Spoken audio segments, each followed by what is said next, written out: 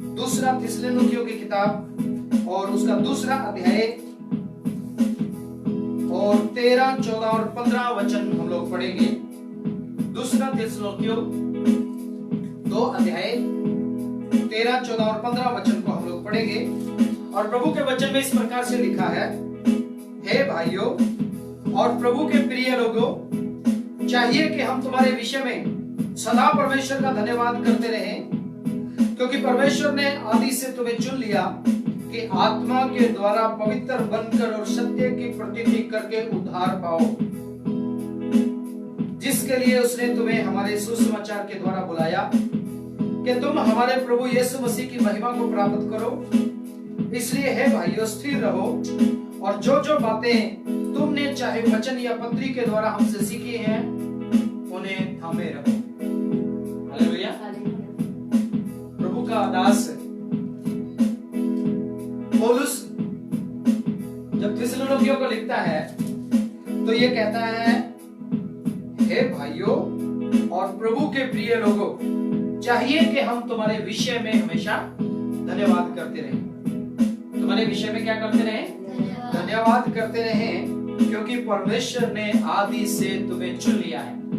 परमेश्वर ने आदि से हमें चुना हुआ है। तो इसलिए सबसे पहली बात यह है कि परमेश्वर ने हमें आदि से चुन रखा है। हर इंसान को इस बात को याद रखना है, हर मसीह भाई बहन को इस बात को याद रखना है कि हमें परमेश्वर ने आदि से चुन रखा है।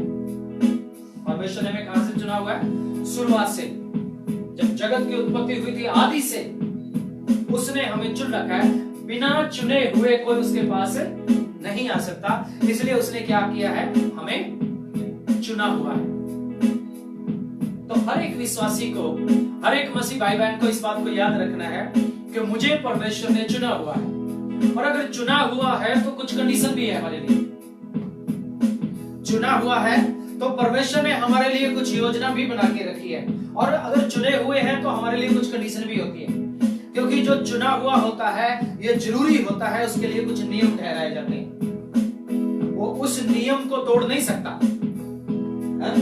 किसी भी जगह में किसी को नौकरी के लिए चुना जाता है, किसी कैंडिडेट को परीक्षा के लिए चुना जाता है, किसी को ऑफिसर बनने के लिए चुना जाता है, किसी को सेवा करने के लिए चुना जाता है। तो उसके लिए कंडीशन होती है।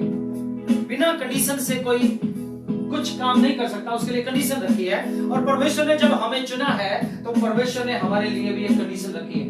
और क्या करना है जब हम चुने हुए हैं? क्योंकि परमेश्वर ने आदि से तुम्हें चुन लिया है कि आत्मा के द्वारा पवित्र बनकर और सत्य की प्रतीति करके उद्धार पाओ। पवित्र बनकर और सच्चाई की प्रतीति करके, सच्चाई पे विश्वास करके उद्धार को प्राप्त करो। किस लिए चुना परमेश्वर ने हमें? 2 बातों के लिए। आत्मा के द्वारा पवित्र बनकर, आत्मा के द्वारा पवित्र बनकर। पहले क्या करना है हमें? आत्मा के द्वारा पवित्र बनना है। किसके द्वारा? बोलिए ना, किसके द्वारा? आत्मा के द्वारा पवित्र बनकर। और किसी चीज के द्वारा पवित्र बनकर नहीं, अपने किसी कोशिश करने के द्वारा, अपने कामों के द्वारा नहीं, बल्कि आत्मा के द्वारा चलकर, आत्मा के द्वारा चलकर। जब हम आत्मा में चलना शुरू करते हैं, पवित्र आत्मा की अगुवाई में चलना शुरू करते हैं, तब पवित्र आत्मा हमारी बुराइयों को, हमारी कमजोरियों को और गलत बातों को हमारे जीवन से निकालता है और हमें पवित्रता की ओर लेके चलता है। अगर हमें चुना है तो हमें आत्मा के द्वारा पवित्र बनकर और सत्य की प्रतीति करके उद्धार को प्राप्त करना है। 2 बातों को, आत्मा के द्वारा पवित्र बनकर, और दूसरी क्या है? सच्चाई पे विश्वास करके, सत्य की प्रतीति करके उद्धार की ओर बढ़ना, उद्धार को प्राप्त करना है। आत्मा के द्वारा पवित्र बनकर और सत्य की प्रतीति करके, सच्चाई को समझकर। आजकल बहुत से लोग एक ट्रेड बना के रखा हुआ है। मैं कई जगह में जाता हूं सेवकाई करने के लिए, तो कुछ पादरी लोगों ने इस तरीके का काम बना के रखा है। घर में पानी छिड़केंगे, घर में 5-4 लोगों को बुलाएंगे और बोलेंगे एक बड़ा भोजन करना पड़ेगा, तुम्हारे घर को पवित्र करने के लिए हम लोग आ रहे हैं। मुझे भी कई बार एक दो लोगों ने बोला, हमारे घर को पवित्र कब करोगे, शुद्धिकरण कब करोगे हमारा? तो मैंने पूछा ये शुद्धिकरण कैसे होता है भाई? तो लोगों ने जवाब दिया कि नहीं, उनके घर में पादरी साहब आए थे और पादरी साहब ने 5 पादरियों को और बुलाया था और हमने अच्छा खाना बनाया था, उनको कपड़े भी दिए थे और 5100 रुपए भी दिए थे उनको, और उसके बाद उन्होंने हमारे घर में 1 घंटा प्रार्थना की, 1.5 घंटा 2 घंटा प्रार्थना किया और हमारे घर में जल छिड़का, सब इधर उधर से साफ सफाई कर दी हमारे घर में और हमारे घर को शुद्ध कर दिया, हमारे घर का शुद्धिकरण कर दिया, हमारे घर को पवित्र कर दिया। इसका मतलब ये है कि वो यीशु मसीह के लहू पे विश्वास नहीं करते हैं, बल्कि कोई प्रभु का दास जाके उनके घर को पवित्र करता है, तब उनको विश्वास होता है कि हाँ मेरा घर पवित्र हो गया। लेकिन प्रभु का वचन यहाँ क्या कहता है? किसके द्वारा पवित्र होना हमें? आत्मा के द्वारा पवित्र बनकर। किसके द्वारा पवित्र बनकर? आत्मा के द्वारा पवित्र बनकर। जब परमेश्वर का आत्मा, पवित्र आत्मा हमारी आत्मा के साथ मिलता है, तो आत्मा, परमेश्वर का आत्मा हमारी आत्मा में मिलके हमारे जीवन की कमजोरियों को दूर करता है, हमें ताकतवर बनाता है, हमें सामर्थी बनाता है और हमारे अंदर से पाप की गंदगी, शैतान की बुराई की बातें हमारे जीवन से निकलती हैं और हम धीरे धीरे करके पवित्रता की ओर बढ़ना शुरू करते हैं और पाप करने को दिल नहीं करता, फिर बल्कि पवित्रता में और पवित्रता में हम लोग बढ़ते जाते हैं। तो याद रखिए, किसी के शुद्धिकरण करने से आपकी शुद्धिकरण नहीं हुआ, आपका शुद्धिकरण पवित्र आत्मा के द्वारा होगा। प्रभु यीशु मसीह के लहू को जब आप एक्सेप्ट करते हैं, जब उसके बलिदान को आप स्वीकार करते हैं और यह विश्वास करते हैं कि यीशु मसीह का बलिदान मेरे लिए था, उसने क्रूस पे मेरे लिए जान दी, और जब आप उस बात को अंगीकार करते हैं, तब आपका शुद्धिकरण का काम होता है। आपके घर में 10 को क्या 1000 सेवकों को बुला के प्रार्थना करवाइए, शुद्धिकरण नहीं होगा। शुद्धिकरण यीशु मसीह के लहू से होगा। अगर आप कोई ऐसा प्रैक्टिस करते हैं तो इसका साफ साफ मतलब ये है कि आप यीशु मसीह के लहू को तुच्छ जान रहे हैं, उसके बलिदान को आप तुच्छ करते हैं। आप व्यक्ति पे भरोसा करते हैं, परमेश्वर पे भरोसा नहीं करते। मैं आपको थोड़ा सा और खोल के बताऊंगा इसके बारे में। आत्मा के द्वारा पवित्र बनकर और सत्य की प्रतीति करके उद्धार प्राप्त करो, सच्चाई पे विश्वास करके। आत्मा के द्वारा पवित्र बनकर और सच्चाई पे विश्वास करके। आजकल लोग सच्चाई पे विश्वास कम करते हैं, लोगों पे विश्वास ज्यादा करते हैं। सच्चाई पे विश्वास कम करते हैं और लोगों पे विश्वास ज्यादा करते हैं। आजकल मसीह मार्केट में बहुत से दुकानदार आपको मिल जाएंगे जो बोलते हैं मुझ पे विश्वास करो, और लोग उनके पीछे चलना शुरू करते हैं। पिछले दिनों में ऐसी कुछ बातें भी थी। किसी ने बोला घर के ऊपर क्रूस बना दो, लहू लगा लो। किसी ने बोला कुछ भी खाना नहीं छोड़ना। किसी ने कुछ बोलते बोलते इस तरीके से मसीह जगत को गुमराह करके ये सोचते हैं कि हम अपनी बातों के द्वारा लोगों को पवित्र कर देंगे और लोगों को हमारी प्रतीति करनी पड़े, सत्य की प्रतीति नहीं। जबकि प्रभु यीशु मसीह ने कहा मार्ग, जीवन और सत्य में हूं। सत्य, मार्ग और जीवन में हूं। सत्य यीशु मसीह है। तो यीशु मसीह पे विश्वास करके, उसकी प्रतीति करके उद्धार को प्राप्त करो। अब आइए हम थोड़ा सा और पीछे चलेंगे। अब 9 वचन पढ़ना शुरू करेंगे। 9 वचन में पढ़िए, देखिए क्या लिखा है। थोड़ा ऊंचा बोलिए। उस अधर्मी का आना शैतान के कार्य के अनुसार सब प्रकार की झूठी सामर्थ और चिन्ह और अद्भुत काम के साथ और नाश होने के लिए अधर्म के सब प्रकार के धोखे के साथ होगा, क्योंकि उन्होंने सत्य से प्रेम नहीं किया जिससे उनका उद्धार होता है। हालेलुया। सत्य से प्रेम नहीं किया जिससे उनका उद्धार होता, बल्कि किस पे विश्वास किया? किससे प्रेम करता है? उस अधर्मी का आना शैतान के कार्य के अनुसार सब प्रकार की झूठी सामर्थ। ये जो आपको बोलते हैं ना, ये कर लो वो कर लो, 14 तारीख को लगा लेना, 15 तारीख को लहू लगा लेना, 16 तारीख को ऐसे कर लेना, किसी ने बोला गोबर लगा लो, किसी ने बोला कुछ लगा लो, किसी ने बोला खाना छोड़ना नहीं है, हा? ये नहीं है कि अद्भुत चिन्ह नहीं होते। देखिए परमेश्वर का वचन साफ साफ कहता है, उस अधर्मी का आना शैतान के कार्य के अनुसार सब प्रकार की झूठी सामर्थ भी होगी उसमें, लेकिन वो झूठी सामर्थ होगी, झूठी सामर्थ और चिन्ह और अद्भुत काम के साथ। चिन्ह भी दिखाएगा, वो बीमारों को चंगा भी करेंगे, ऐसे ऐसे इधर उधर की बातें भी बोलेंगे, आपके घर में जादू टोना किया, तंत्र मंत्र किया, ऐसे किया, मैं 2 लोगों को देख रहा हूँ, 4 लोगों को देख रहा हूँ आपके घर में घूमते हुए, इस तरीके का चिन्ह भी दिखाएंगे और इस तरीके की बातें भी बोलेंगे अद्भुत काम के साथ। और नाश होने के लिए अधर्म के सब प्रकार के धोखे के साथ होगा। से प्रेम नहीं किया, करना क्या था? सत्य से प्रेम करना था, सत्य की प्रतीति करनी थी, आत्मा के द्वारा पवित्र होना था, आत्मा के द्वारा शुद्ध होना है कलीसिया को, सत्य से प्रेम करना, सत्य से प्रतीति करनी है। लेकिन चिन्ह के द्वारा, चमत्कारों के द्वारा, अद्भुत कामों के द्वारा, सामर्थ्य के द्वारा वो लोगों को गुमराह करके अपने पीछे लगा लेता है। बहुत बड़ी संख्या में लोग उनके पीछे चलना शुरू कर देते हैं। परमेश्वर का वचन कहता है उस अधर्मी का आना ऐसा ही होगा, उस अधर्मी का आना ऐसा ही होगा। चिन्ह भी दिखाएगा, चमत्कार भी करेगा, अद्भुत काम भी करेगा, लेकिन वो आपको धोखा दे रहा है। क्यों? क्योंकि वो कहता है सत्य से प्रेम नहीं करना, मुझसे प्रेम करना। लेकिन प्रभु का वचन क्या कहता है? अगर तुम्हें चुन लिया है तो तुम्हें 2 कामों के लिए चुना है, कि आत्मा के द्वारा पवित्र होकर सत्य की प्रतीति करके उद्धार को प्राप्त करो, ताकि आप हमेशा के लिए उसके साथ जा सके। यहाँ 2 बातें हैं, 2 बातों में से आपको एक बात चुनना पड़ता है। एक बात तो ये चुनना पड़ता है, आपको चिन्ह चमत्कार चाहिए, आपको अद्भुत काम चाहिए, आपको सामर्थ्य के काम चाहिए, आपको धोखे वाले काम चाहिए, आप उसमें उलझे रहो, आप सत्य से प्रेम कभी नहीं कर पाएंगे और कभी स्वर्ग राज्य में नहीं जा पाएंगे। आप अपने लेवल लगा सकते हैं अपने ऊपर कि मैं मसीह हूं, लेकिन मसीह का कोई काम आपके ऊपर आपके जीवन में नहीं होगा। दूसरी बात, अगर आपको यह देखना है कि मुझे उद्धार प्राप्त करना है और मरने के बाद भी मुझे परमेश्वर के साथ चलना है और सच्चाई को थामे रखना है, तो आपको पवित्र आत्मा के द्वारा शुद्ध होकर सत्य से प्रतीति करके उद्धार की ओर बढ़ना है। हालेलुया!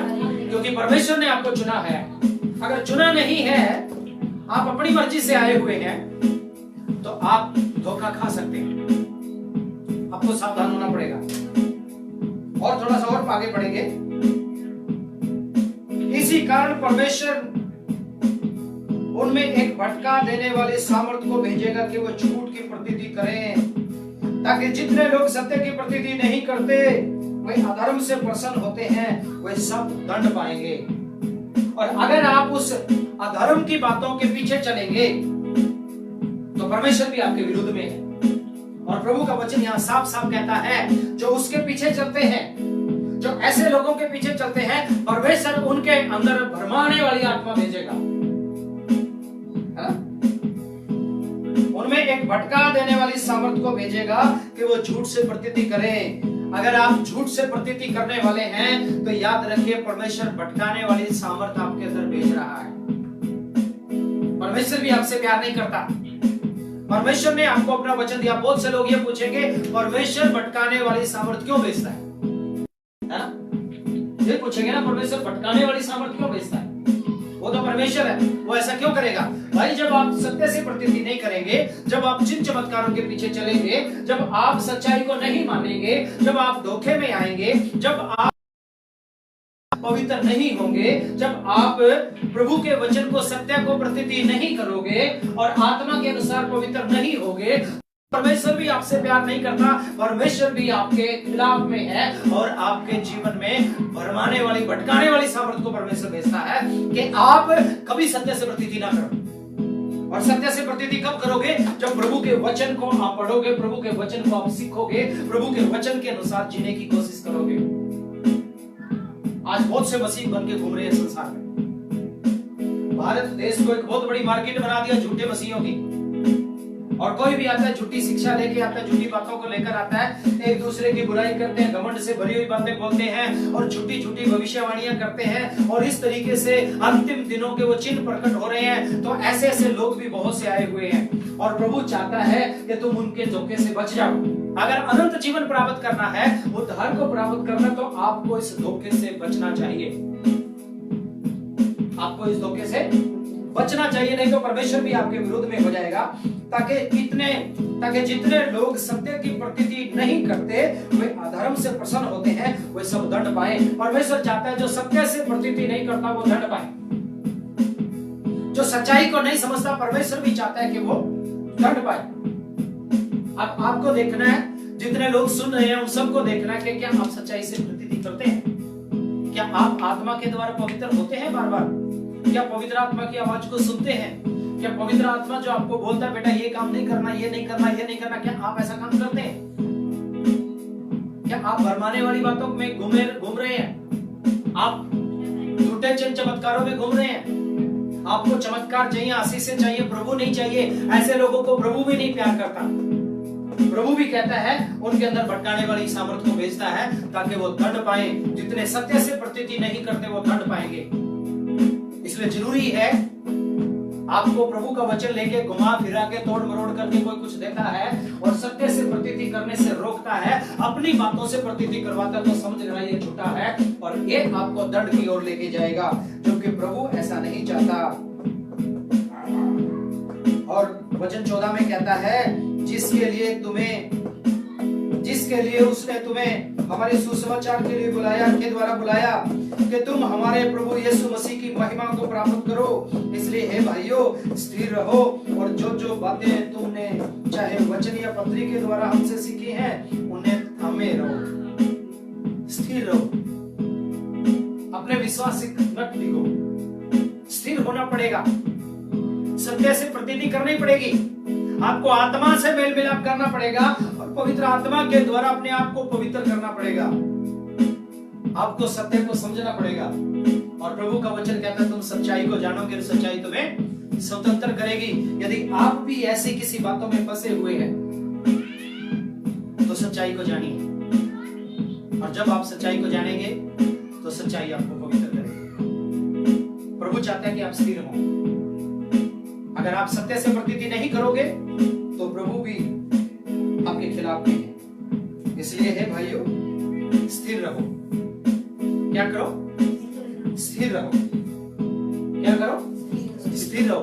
डिगना नहीं है, हमें स्थिर होना है। और जो बातें तुमने चाहे वचन या पत्री के द्वारा हमसे सीखी हैं, उन्हें थामे रहो। हमारा प्रभु यीशु मसीह, आप ही हमारा पिता परमेश्वर, जिसने हमसे प्रेम रखा और अनुग्रह से शांति और उत्तम आशा दी है, तुम्हारे मनों में शांति दे और तुम्हें हर एक अच्छे काम और वचन में दृढ़ करे। हालेलुया। जब सत्य से प्रतीति करोगे, आत्मा के द्वारा पवित्र बनोगे और जो बातें वचन से और पत्रियों से सीखी हैं उन बातों में स्थिर रहेंगे, तो हमारा प्रभु यीशु मसीह आप ही और हमारा पिता परमेश्वर, जिसने हमसे प्रेम रखा और अनुग्रह से अनंत शांति और उत्तम आशा दी है, तुम्हारे मनों में शांति दे और तुम्हें हर एक अच्छे काम और वचन में दृढ़ करे। तुम्हें अच्छे कामों में और वचनों में दृढ़ करेगा। तो आइए प्रभु के वचनों के द्वारा आशीष दे। फैसला आपको करना है, आप क्या चाहते हैं? सत्य से प्रतीति रखना चाहते हैं? आत्मा में पवित्र, आत्मा के द्वारा पवित्र होना चाहते हैं?